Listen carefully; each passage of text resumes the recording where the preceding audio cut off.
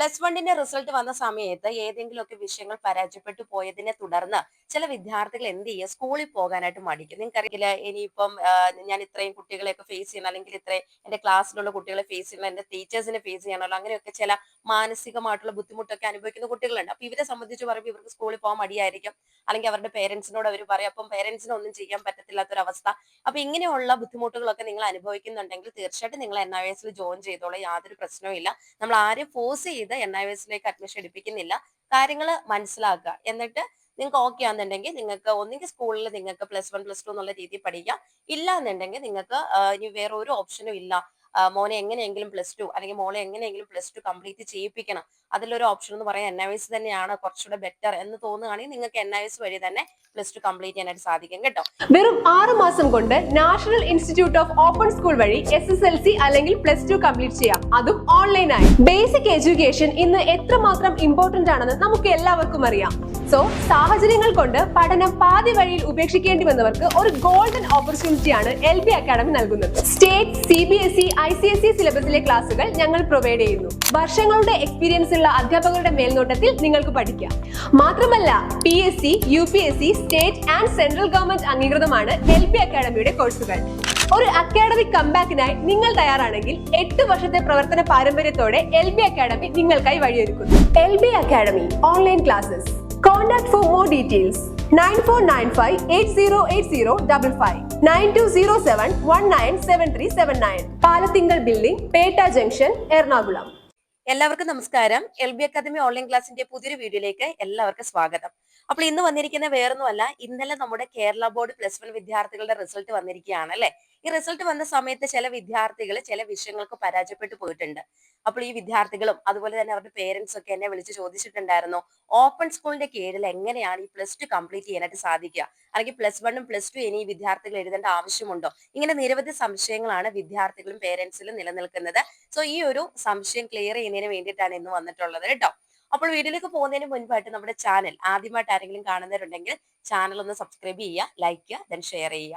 അതേപോലെ തന്നെ നമ്മുടെ NIOSന്റെ പുതിയ ബാച്ചിലേക്കുള്ള അഡ്മിഷൻസ് LB അക്കാദമി ഓൺലൈൻ ക്ലാസ്സിൽ തുടർന്നുകൊണ്ടിരിക്കുകയാണ്. ലോകത്ത് എവിടെയുള്ളവരാണെങ്കിലും നിങ്ങളുടെ മുടങ്ങിപ്പോയ 10ാം ക്ലാസ് അല്ലെങ്കിൽ +2 നമ്മുടെ LB അക്കാദമി ഓൺലൈൻ ക്ലാസ് വഴി പൂർത്തീകരിക്കണമെന്ന് നിങ്ങൾ ആഗ്രഹിക്കുന്നവരാണെങ്കിൽ ഉടൻ തന്നെ സ്ക്രീനിൽ കാണുന്ന നമ്പറിൽ കോൺടാക്ട് ചെയ്യുക. വിളിച്ചിട്ട് കിട്ടിയില്ലെങ്കിൽ വാട്സപ്പ് മെസ്സേജ് അയക്കും, പ്രത്യേകം ശ്രദ്ധിക്കണം കേട്ടോ. അതേപോലെ തന്നെ ഡിഗ്രി കോഴ്സുകളിലേക്കുള്ള അഡ്മിഷൻസും LB അക്കാദമി ഓൺലൈൻ ക്ലാസ്സിൽ ഇപ്പോൾ തുടർന്നുകൊണ്ടിരിക്കുകയാണ്. അപ്പോൾ നമുക്ക് കാര്യങ്ങളിലേക്ക് കടക്കാം. +1ന്റെ റിസൾട്ട് വന്ന സമയത്ത് ഏതെങ്കിലുമൊക്കെ വിഷയങ്ങൾ പരാജയപ്പെട്ടു പോയതിനെ തുടർന്ന് ചില വിദ്യാർത്ഥികൾ എന്ത് ചെയ്യുക സ്കൂളിൽ പോകാനായിട്ട് മടിക്കും. നിങ്ങൾക്കറിയാം സ്കൂൾ തലത്തിൽ ഇതിനുള്ള ഒരു ഓപ്ഷൻസ് ഒക്കെ ഉണ്ട്. +1 എക്സാം എഴുതി ഫെയിൽ ആയി കഴിഞ്ഞിട്ടുണ്ട്, +2 നിങ്ങൾക്ക് ആ ഒരു മാർക്ക് കൂടെ എന്താണ് കൂടുതൽ മാർക്ക് വാങ്ങിച്ച് പാസ്സാകുന്ന സ്കീമൊക്കെ ഉണ്ടെന്ന് എനിക്കും അറിയാം.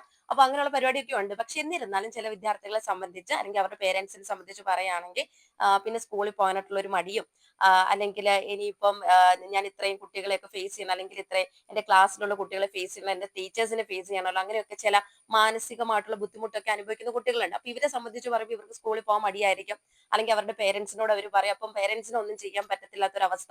അപ്പൊ ഇങ്ങനെയുള്ള ബുദ്ധിമുട്ടുകളൊക്കെ നിങ്ങൾ അനുഭവിക്കുന്നുണ്ടെങ്കിൽ തീർച്ചയായിട്ടും നിങ്ങൾ NIOS ജോയിൻ ചെയ്തോളൂ, യാതൊരു പ്രശ്നവും ഇല്ല. നമ്മൾ ആരും ഫോഴ്സ് ചെയ്ത് NIOSലേക്ക് അഡ്മിഷൻ എടുപ്പിക്കുന്നില്ല. കാര്യങ്ങൾ മനസ്സിലാക്കുക. എന്നിട്ട് നിങ്ങൾക്ക് ഓക്കെ ആണെന്നുണ്ടെങ്കിൽ നിങ്ങൾക്ക് ഒന്നെങ്കിൽ സ്കൂളിൽ നിങ്ങൾക്ക് +1 +2 എന്നുള്ള രീതിയിൽ പഠിക്കാം. ഇല്ല എന്നുണ്ടെങ്കിൽ നിങ്ങൾക്ക് ഇനി വേറെ ഒരു ഓപ്ഷനും ഇല്ല, മോനെ എങ്ങനെയെങ്കിലും +2 അല്ലെങ്കിൽ മോളെ എങ്ങനെയെങ്കിലും +2 കംപ്ലീറ്റ് ചെയ്യിപ്പിക്കണം, അതിലൊരു ഓപ്ഷൻ എന്ന് പറയാൻ NIOS തന്നെയാണ് കുറച്ചുകൂടെ ബെറ്റർ എന്ന് തോന്നുകയാണെങ്കിൽ നിങ്ങൾക്ക് NIOS വഴി തന്നെ +2 കംപ്ലീറ്റ് ചെയ്യാനായിട്ട് സാധിക്കും കേട്ടോ. ഇനി നിങ്ങളുടെ സംശയത്തിലേക്ക് കടക്കാം. ഈ +1ൽ ഫെയിൽ ആയിട്ടുള്ള ഒരാളെ സംബന്ധിച്ച് പറയുകയാണെങ്കിൽ NIOSൽ ഈ കുട്ടികൾ അഡ്മിഷൻ എടുക്കുമ്പോൾ എങ്ങനെയാണ് അതിന്റെ കാര്യങ്ങൾ എന്നുള്ളത് പറഞ്ഞുതരാം കേട്ടോ.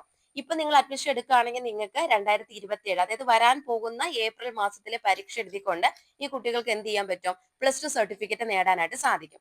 ഇവിടെ നിങ്ങളുടെ സംശയം എന്ന് പറയുന്നത് കുട്ടി +1ൽ പഠിച്ചുകൊണ്ടിരുന്ന സമയത്താണ്, അല്ലെ +1ലെ എക്സാം എഴുതി കഴിഞ്ഞ് റിസൾട്ട് വന്ന സമയത്താണ് ഫെയിൽ ആയിരിക്കുന്നത്.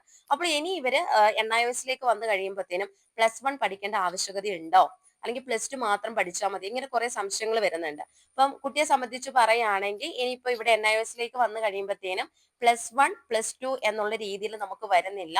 ഒരൊറ്റ പബ്ലിക് എക്സാമേ വരുന്നുള്ളൂ. അത് +2 എന്നുള്ള രീതിയിലാണ് നമ്മുടെ എക്സാം വരുന്നത് കേട്ടോ. അപ്പോൾ അതിവിടെ +1 കുറച്ച് ടോപ്പിക്സും +2 കുറച്ച് ടോപ്പിക്സ്, അതായത് നമ്മുടെ സിലബസ് വെച്ച് നോക്കുമ്പോൾ +1 +2 കുറച്ച് കാര്യങ്ങൾ നമുക്ക് പഠിക്കാനായിട്ടുണ്ട്. പക്ഷെ എന്നിരുന്നാലും ഒരു സബ്ജക്ട് എടുത്തു കഴിഞ്ഞാൽ ആ സബ്ജക്റ്റിനകത്ത് ഒരു 16 ചാപ്റ്റേഴ്സ് 18 ചാപ്റ്റേഴ്സ് ഒക്കെയാണ് ടോട്ടൽ നമുക്ക് പഠിക്കാനായിട്ടുള്ളത്. അതല്ലാതെ +1 ഒരു 20ഓളം ചാപ്റ്റേഴ്സ്, +2 ഒരു 20ഓളം ചാപ്റ്റേഴ്സ്, ആ ഒരു രീതിയിൽ വരുന്നില്ല. കമ്പൈൻഡ് സിലബസ് ആണ്. +1 കുറച്ച് ചാപ്റ്റേഴ്സും +2 കുറച്ച് ചാപ്റ്റേഴ്സും കൂടെ ഇൻക്ലൂഡ് ചെയ്ത് ആ ഒരു രീതിയിലാണ് നമ്മൾ പഠിക്കുന്നത്. അപ്പോൾ ടോട്ടൽ ഒരു സബ്ജക്ട് എടുക്കുകയാണെങ്കിൽ തന്നെ മാക്സിമം ഒരു 18 ചാപ്റ്റേഴ്സ് ഒക്കെ ആയിരിക്കും നമുക്ക് ഈ കുട്ടികൾക്ക് പഠിക്കാനായിട്ടുള്ളത്.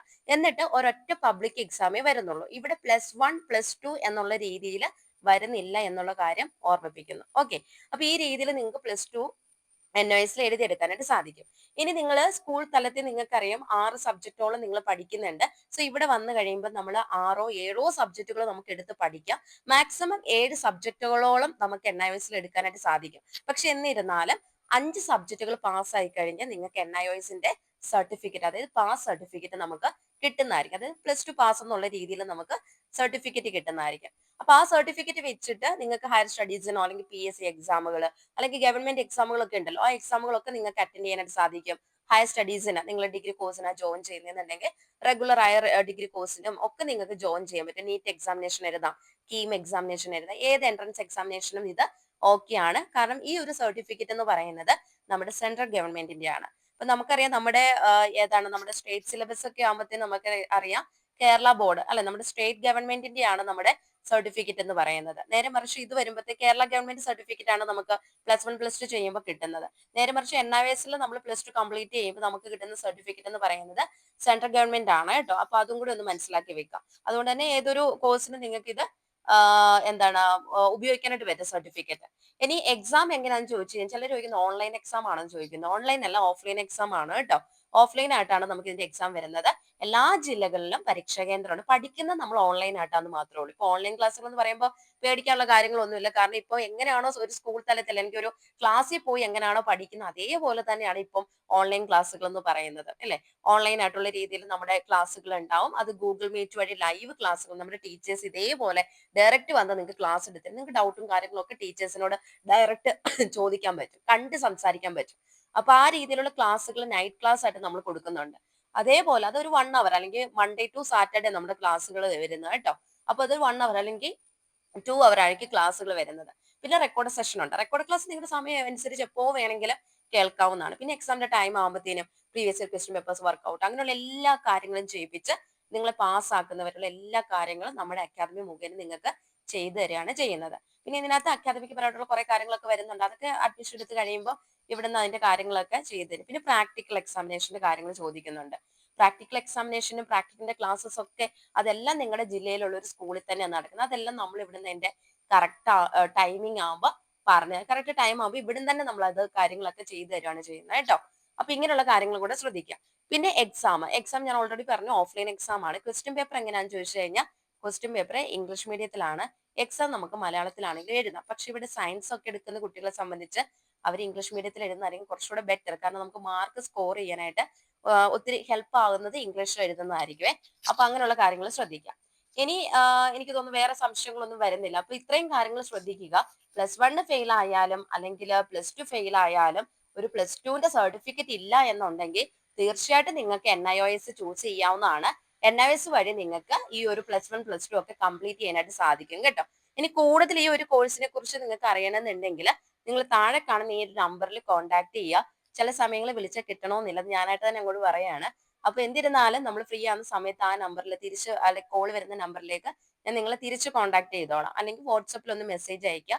കുറച്ച് ഡിലേ ആയാലും നമ്മൾ റിപ്ലൈ തരുന്നതായിരിക്കും കേട്ടോ. അപ്പോൾ ഇത്രയേ ഉള്ളൂ. ഇനി എന്തെങ്കിലും ഡൗട്ട് ഉണ്ടെങ്കിൽ ചോദിച്ചാൽ മതി, പറഞ്ഞു തരാം. അപ്പോൾ നമ്മുടെ NIOSന്റെ പുതിയ ബാച്ചിലേക്കുള്ള അഡ്മിഷൻസ് ഇപ്പോഴും LB അക്കാദമി ഓൺലൈൻ ക്ലാസ് തുടർന്നുകൊണ്ടിരിക്കുകയാണ്. NIOS 2027 ഏപ്രിൽ ബാച്ചിലേക്കുള്ള അഡ്മിഷൻസ് ആണ് ഇപ്പോൾ നിലവിൽ തുടർന്നുകൊണ്ടിരിക്കുന്നത് കേട്ടോ. അപ്പോൾ ഈ ഒരു ബാച്ച് ജോയിൻ ചെയ്യാൻ താല്പര്യപ്പെടുന്നുണ്ടെങ്കിൽ തീർച്ചയായിട്ടും സ്ക്രീനിൽ കാണുന്ന നമ്പറിൽ കോൺടാക്ട് ചെയ്യുക. അതേപോലെ തന്നെ നമുക്കറിയാം 10ാം ക്ലാസ് ആണെങ്കിലും +2 ആണെങ്കിലും നമുക്ക് NIOS വഴി കംപ്ലീറ്റ് ചെയ്യാനായിട്ട് സാധിക്കും കേട്ടോ. അപ്പോൾ ഇനി കൂടുതൽ വിവരങ്ങൾ അറിയാനായിട്ട് സ്ക്രീനിൽ കാണുന്ന നമ്പർ എത്രയും പെട്ടെന്ന് തന്നെ കോൺടാക്ട് ചെയ്യുക. അപ്പോൾ നിർത്തുന്നു. NIOSനെ സംബന്ധിച്ചിട്ടുള്ള പുതിയ പുതിയ ഇൻഫർമേഷൻസുമായി നെക്സ്റ്റ് വീഡിയോയിൽ കാണാം.